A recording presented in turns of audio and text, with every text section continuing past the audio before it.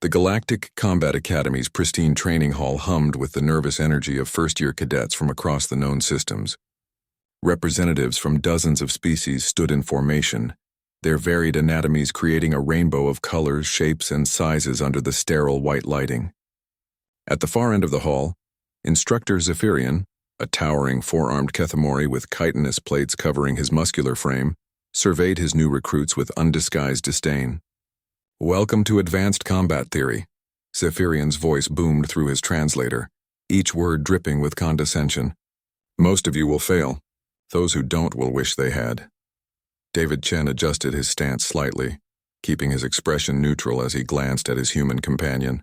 Emma Rodriguez stood perfectly still beside him, her dark eyes fixed on the instructor with the kind of focused intensity that David had learned to recognize and fear during their journey to the academy. Her small frame, barely reaching most aliens' shoulders, seemed almost laughable among the assembled warriors from heavy-gravity worlds and predator species. Zephyrian's compound eyes swept across the formation, lingering on each species with practiced assessment.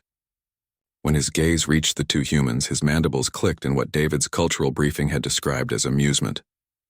"Ah, the infamous Deathworlders," Zephyrian announced, his forearms spreading wide in theatrical gesture. "From the legendary Terra, where supposedly everything wants to kill you." Several alien cadets chittered or growled their species equivalent of laughter. "Tell me, Softskins, what exactly makes your backwater mudball so dangerous? Your gravity is barely above standard, your predators are laughably primitive, and your own species lacks any natural weapons or armor." David felt his jaw tighten, but Emma's expression didn't change. If anything, she seemed to relax slightly. "You," Zephyrian pointed one of his massive clawed appendages directly at Emma. "Tiny human female. Your records indicate you're from a place called Australia. I suppose that's meant to impress us." The instructor's laughter was a harsh grinding sound. What could possibly be threatening about a creature that evolved in comfort, protected by technology and civilization? "You probably cry when you break a nail." The hall fell silent. Even the ambient hum of the environmental system seemed to fade as Emma took a single step forward. "Sir," she said quietly, her voice carrying clearly in the stillness. "Would you like me to demonstrate?" Zephyrian's four eyes focused on her with predatory interest. "Demonstrate what, little soft thing?" "How you call for help when faced with a real challenge. How we learn to survive on a death world," Emma replied, her tone remaining conversational. "But I should warn you, humans don't typically give warnings twice." The Kethemori instructor's chitinous plates rattled with amusement. "Is that supposed to be a threat? You're barely half my height and probably 1/10 my mass. Your species has no claws, no fangs, no natural armor, no—" Emma moved. One moment she was standing 15 feet away, hands at her sides, looking for all the world like a small, harmless biped. The next she was inside Zephyrian's guard, her left hand gripping his primary right arm while her right fist drove upward into the gap between his chest plates with surgical precision. The massive instructor's words cut off in a wheeze as Emma's strike found the nerve cluster David's xenobiology classes had identified as the Kethemori equivalent of a solar plexus. As Zephyrian doubled over, Emma pivoted on her left foot using his own forward momentum to guide him past her. Her right leg swept behind his primary support limb, while her hands maintained control of his arm.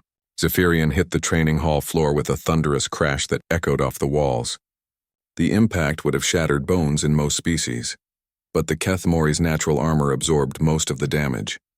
What it couldn't absorb was the shock of finding himself flat on his back, with a human less than half his size standing calmly beside him.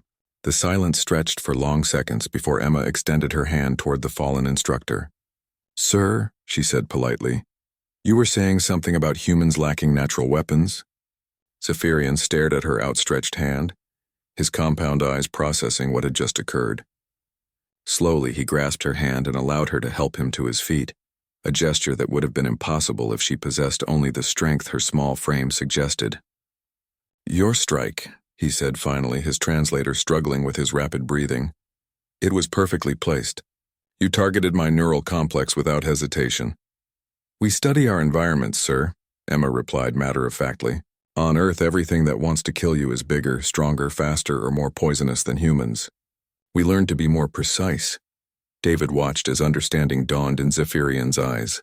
The instructor's gaze swept over Emma with new respect, taking in details he'd missed before, the way she carried herself with perfect balance, the subtle muscle definition that spoke of functional rather than aesthetic fitness, the calm alertness that never quite switched off. Deathworlders, Zephyrian said slowly.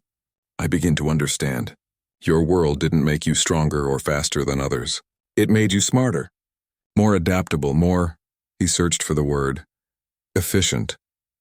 That's one way to put it, Emma agreed.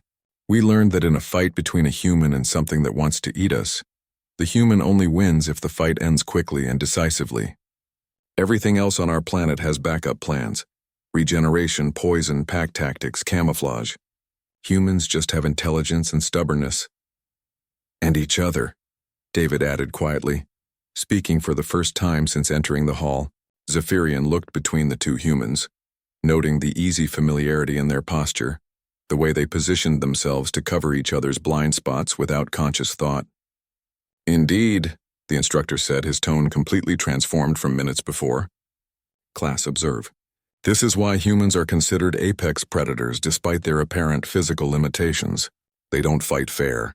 They don't fight alone. And they don't fight unless they're certain they can win. He turned back to Emma, respect evident in his alien features. Cadet Rodriguez, would you be willing to demonstrate some of these Deathworld combat techniques to your classmates? Emma's smile was sharp and predatory. Sir, I'd be happy to show them why humans don't need claws. As she moved to the center of the training mat, David couldn't help but grin. The other cadets were about to learn what he'd discovered years ago during their childhood in the Australian outback. Size, strength, and natural weapons meant nothing when your opponent had been shaped by a world that demanded perfection or death. The real education was just beginning.